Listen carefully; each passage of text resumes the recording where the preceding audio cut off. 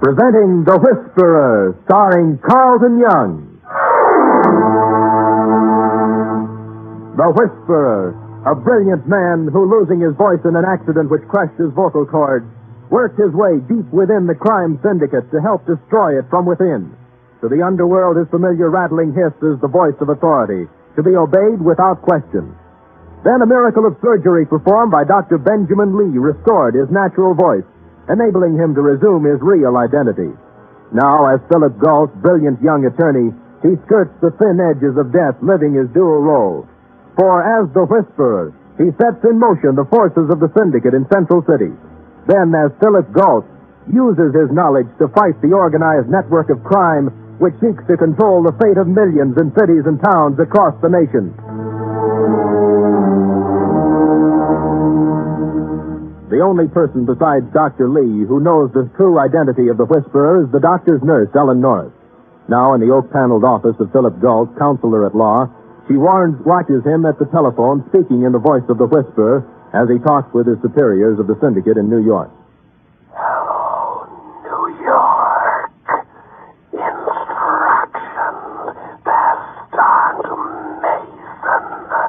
Will report progress. Is that all? All of what, Ellen? That voice for tonight. You know what it sounds like? For a guy with an affliction who walked into your office and asked for help. And got help. And it's not exactly my office. Dr. Lee likes to think it's his. I just worked there.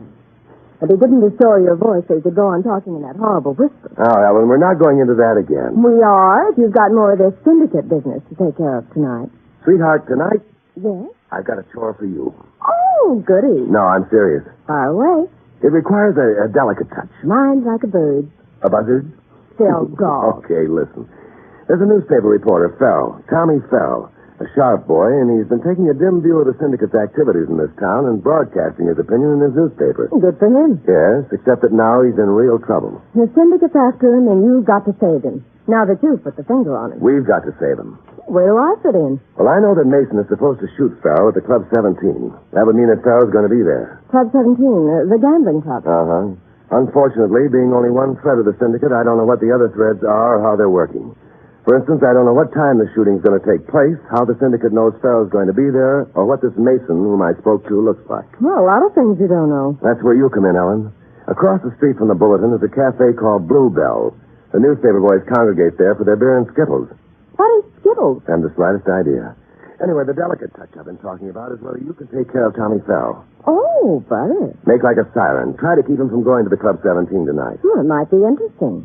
Young? I don't know. Does he have a sense of humor? Definitely. Some very clever cracks about the syndicate in his newspaper articles. Well, what are you going to do in the meantime? Snoop around, try to find out who Mason is, and get in his hair in case you don't succeed in charming Farrell away. Oh, sounds like a challenge, and I accept. No holds barred. Now, wait a minute. You... Hello? Galt? Why, yes, Lieutenant Denver. There's a guy down here I'd like you to see. Fellow by the name of Euban. Don't know any Euban, Lieutenant. Especially any Euban in trouble with homicide. Not homicide, it's vice. Euban owns and operates the Club 17. Club 7... Oh, that's very interesting, Lieutenant. I just happen to be around, and Euban doesn't have an attorney. Of course, if you're not interested. Business, Lieutenant? Of course I'm interested. What's the charge against Euban? Running and operating a gambling casino. What else? I'll be right down. Well, what does that mean? What does what mean? Well, why did the police pick this particular time to book the owner of the Club 17? That's where the shooting's supposed to take place. Something's cooking, Ellen. Well, before it gets to a boil, I'm off to intercept reporter Tommy Farrell. He sounds very romantic. Now, just stick to the necessities, Ellen. Don't take this job too much to heart.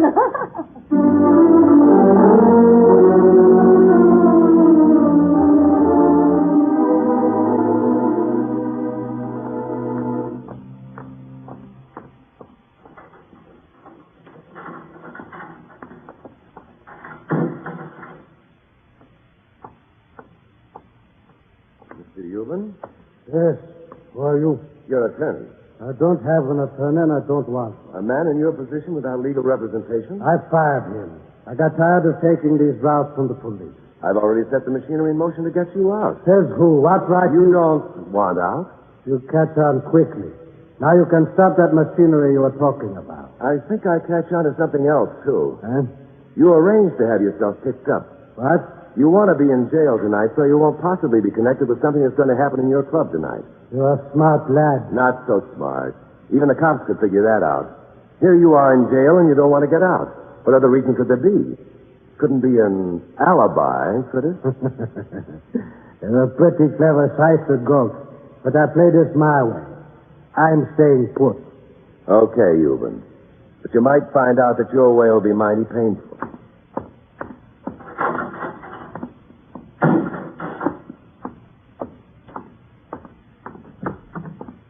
Oh, can I see you a minute? As soon as I make a quick phone call, Lieutenant. I suppose, as usual, you want privacy.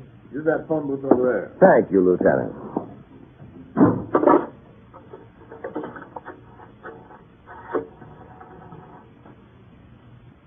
Operator, New York City, circle 1879. Circle 1879. Central City. Go ahead, Central City. Euban had himself put in jail so that he won't be at his club for tonight's little party. He did? An obvious attempt at an alibi. It looked at police off. We knew what was coming. Bad reverberations for the syndicate. Right. We'll take care of it. You'll be at the club as usual tonight. Good. I'll check with you after mission is accomplished. Well, Mr. Galt, you spend a lot of time in phone booths. I'm developing telephonia, Lieutenant. Now, tell me why you called me for this little job. Oh, I like the way you operate, Galt. Uh-huh. And I like you, too, Lieutenant. How come you've forsaken homicide for the Vice Squad? Extracurricular work. Boys in the detail are a little rushed. Yeah. Why'd you want Euban released? Oh, did I want him released? A raid tonight? You want to catch him there, is that it? A raid? Now, how could you think a thing like that? Okay, Lieutenant. All I want to know is why you picked Club 17 tonight. Who made the complaint? Well, you got the best of me, Galt. And why are you so interested in vice and gangster detail stuff? You tell me why. Because you smell homicide, Lieutenant. And you smell homicide whenever the syndicate is involved. Oh? Is Euban part of the syndicate? I wish I knew. But you suspect he is. And that's why you called me? Because lately you've been spotting me at some of the syndicate's finaglings? Probably just a coincidence, Galt. Uh-huh. Well, maybe I'll see you later on tonight at Club 17. Oh, why don't you stay a while and chat? I'd love to, Lieutenant. But right now I'm on my way to see a lady about a reporter.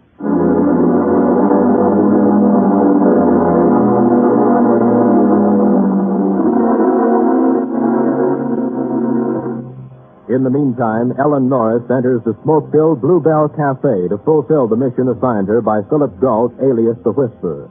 A mission designed to keep Thomas Farrell from going to the Club 17, where a killer waits for him.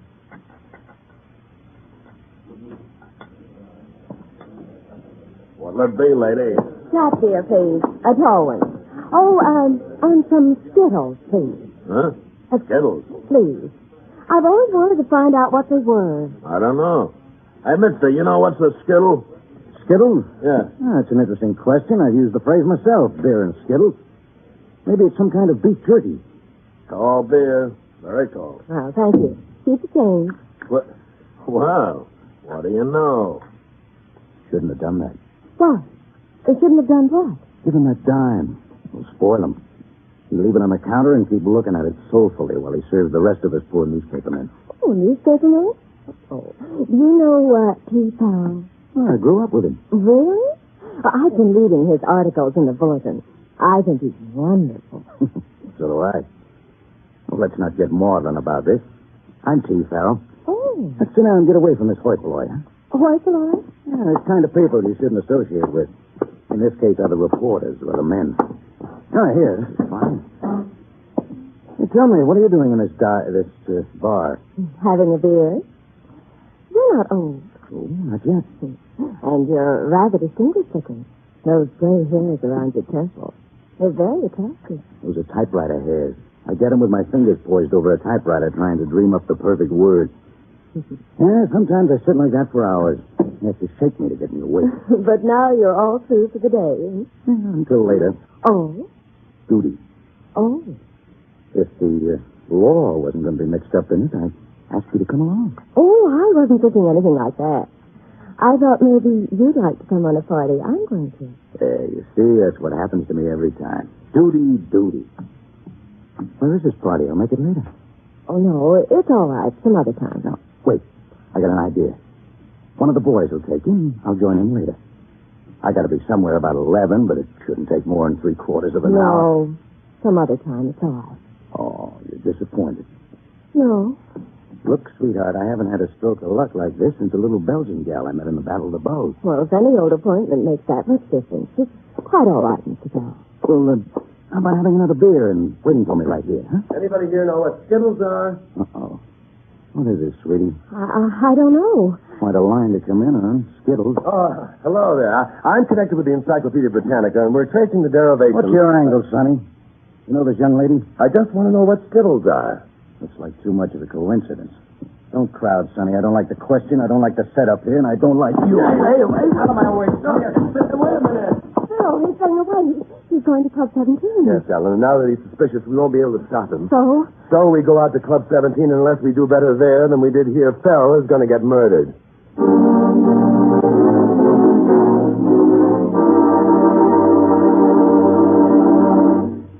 You are listening to The Whisperer, the story of Philip Galt, the man who walks the thin edge of death, living a double identity. It's the Silver Jubilee on NBC. 25 years ago this year, the National Broadcasting Company was founded. It was during this same period that an era of jazz, mahjong, and the Lucky Lindy flourished. You'll step into the world of the Roaring Twenties every Wednesday evening if you'll tune for Pete Kelly's Blues on this station. Pete Kelly's Blues. It's about the big music and the big trouble and the big roar of the 20s. Pete Kelly's Blues, Wednesday.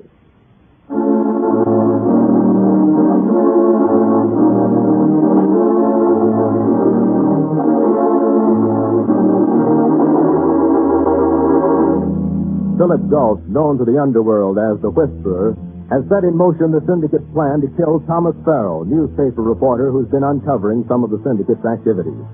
Then, in his real identity of Philip Galt's counselor at law, he sent Ellen Norris to keep Farrell from going to the Club 17. But Farrell became suspicious and headed for the club, where a killer waits for him. Phil and Ellen follow in Phil's car, hoping they will reach the gambling club in time to prevent his death. I'll have to get this motor checked. I can't seem to get any speed out of it at all. You're doing 70 now. Farrell has quite a head start on it. We could get there too late. What happened downtown with Lieutenant Denby? Euban, the owner of Club 17, had himself rousted this evening. Had himself? You mean deliberately? That's what I mean. Evidently, he knows about the setup for Tommy Farrell, and he wanted to make sure he wasn't around when it happened. A perfect alibi for him would have been if he was in jail. Oh. I pointed out to him how illogical that was. He was in jail of his own choosing, and it showed complicity with what was going to happen. So you got him out? He still wouldn't leave, Ellen. I had to do it through the syndicate. Now what? I wish I knew. We get to the Club 17 as fast as we can. His fellow Mason will be there waiting to kill Farrell. Yes? And you don't know Mason. Only his voice. The way this syndicate works. One finger doesn't know what the other finger is doing, let alone a hand. It's tough. And it's tougher on you and on me. Oh, you'll get caught, Phil. You can take chances only so many times, and then the law of averages runs out. Ellen. All right, I'm not going into that again. We're going up to the Club 17 to stop a murder. We don't know who the murderer is or how he'll try to do his murdering. Should be simple. A couple of things I don't understand about this. If somebody wants to kill somebody else, the chances are 10,000 in 10,001 is going to do it. You can't stop him. We can try. I'll be quiet a moment and listen. Okay. Ellen, why'd Lieutenant Denver want me to get Euban out of jail? Maybe he likes to keep his jails clean. And what takes Farrell up to Club 17 this evening? Could be he's after stories. He is a reporter, you know. Sure. But what story? I don't know. Maybe it's connected with Lieutenant Denver. Maybe...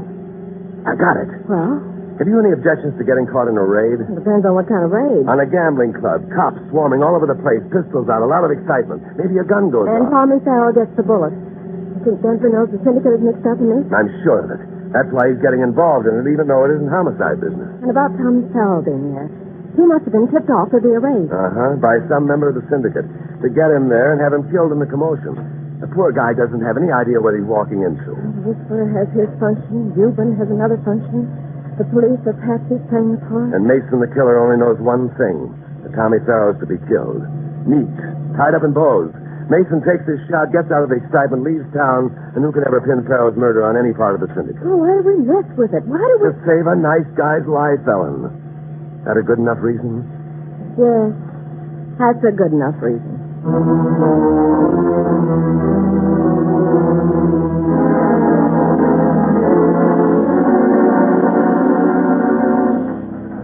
Place your bets, ladies and gentlemen. Place your bets. Place your bets, ladies and I don't see Farrell anywhere, Place Phil. your bets. Business is certainly booming for Mr. Euban. Uh-huh. Here he comes. Hello, Counselor. Hello, Euban. Ellen, this is Mr. Euban. Miss Norris. The way the counselor talks, I thought he was all business. It's a pleasure. Your place here is very quiet. Just a little thing. Will you excuse me? I think I see a friend of mine. Of course. Give him my regards, Ellen. I will. Maybe that wasp could advise that you were trying to give me. Glad to see you took it. Maybe I can give you some in return. That's a reporter your girl's going to see. Farrell? Uh-huh. Take her away from him, Ghost. I think he's trying to take her away from me. I ain't kidding. You're a smart shyster. If you like the girl, keep her away. Any special reason? I hear things. About Farrell? Yes, about Farrell. The kind of things he's writing in his paper. Certain people don't like him, and it ain't healthy to be near him. Certain people? The syndicate? I didn't say nothing about no syndicate. That's what he's writing about. Yes. Well, I ain't well read. All the reading I do is the names of horses and what the round robin figures out. Thanks for the tip about Farrell. I'll see what I can do about it. Sister, I'm not as young as I'd like to be anymore. I can spot a plant at... Oh. You again. Relax. I'm relaxed. Hey, what's your line? Maybe I've got a tip for you, Farrell. I don't know where you fit in, and I just as soon never find out. Take your charming Skipples along with you. Investigating the syndicate, aren't you? So? Euban's part of it. Is he? This is his place. Euban knows there's going to be a raid here tonight. How do you know? All I had to know was that he had himself rousted. He didn't want to be here when the raid was on. Smart guy, Euban. Not so smart. He isn't worried about the raid. He's worried about what's going to happen during the raid. Yeah, and just what's going to happen during the raid. Who tipped you about it, Farrell? What are you getting at? The setup. What setup? Use your head, Farrell. This is all for you. Everything. The raid, Euban not wanting to be here, you're being tipped so you will be here. You trying to tell me... But you're their target for tonight, Farrell. That's why I tried to keep you from coming here. How do you know so much about it? I'm a lawyer. I ran across it. Hey, here it comes. Careful. All right, everybody. This is a pin. Let's take it nice and easy and keep it orderly. Hey! What happened to the lights, Phil? Duck, get down, Farrell. You all right, Ellen? Yes. Tommy? Okay. Both of you, stay where you are and stay on the floor. Where are you going? I'm going to Euban's office. The man who shot that gun ducked in there.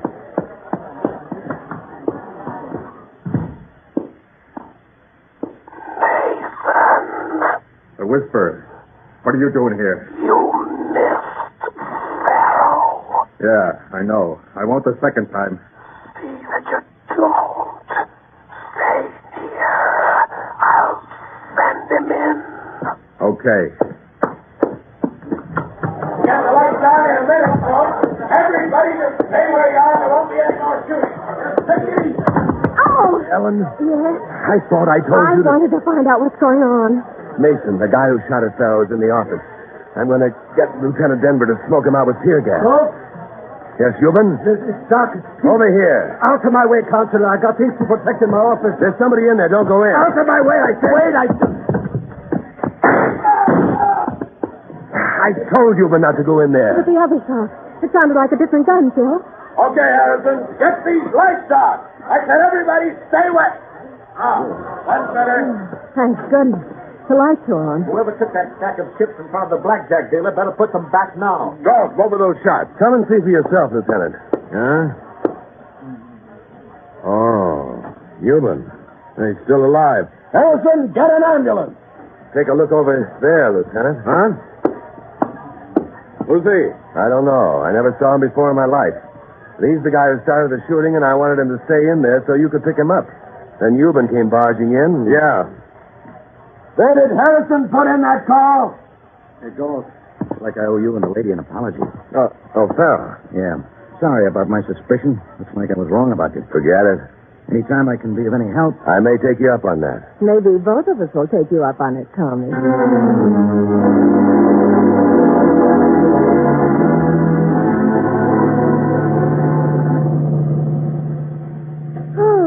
Every time we get through one of these, it's as though I've just had a terrible weight lifted off my shoulders. That's nice and neat when they kill each other off. Both of them dead. Uh-huh. Yulin died before they could get him into the ambulance. 2 less in the syndicate. What are we stopping at your place for? Just to have the Whisperer make a report. And then, Then? there are several questions I want to ask you. Oh, personal. Extremely. For instance, just how well did you get to know Tommy Farrell? Why, Phil, you're... Jealous? Uh-huh. I noticed one startling thing. When that shot rang out in the dark, What? you called him Tommy. Not Mr. Farrell, not even just Farrell, but Tommy. Did I? Yes. Well, I'll confess. He finally broke down and made something very clear to me. And I couldn't help but be overwhelmed by it. What? He told me what Skittles are. Oh. Well, what are they? 9-pins, darling. Beer and Skittles means beer and a game of 9-pins. But nowadays we've just shortened the meaning to enjoyment. Have some beer and Skittles with me? It'll be my pleasure. Just as soon as I call the syndicate.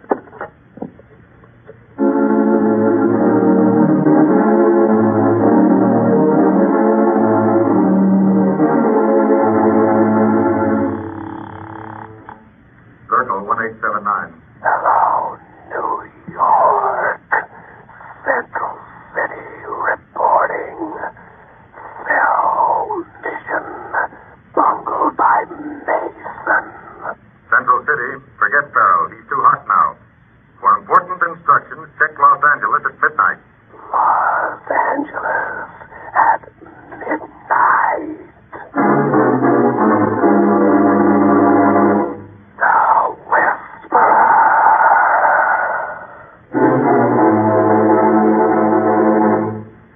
The Whisperer is based upon stories and characters created by Stetson Humphrey. Any similarity to persons living or dead is purely coincidental. Carlton Young is starred as the Whisperer. Betty Moran is Ellen. Others in the cast were Paul Frees, Julius Kraulbein, Jack Moyles, Frank Gerstle, and Jan Arvan. Script was by Jonathan Twice. Original music by Johnny Duffy, and the entire production was directed by Bill Carnes. Next week, listen to another exciting adventure with... The Whisperer.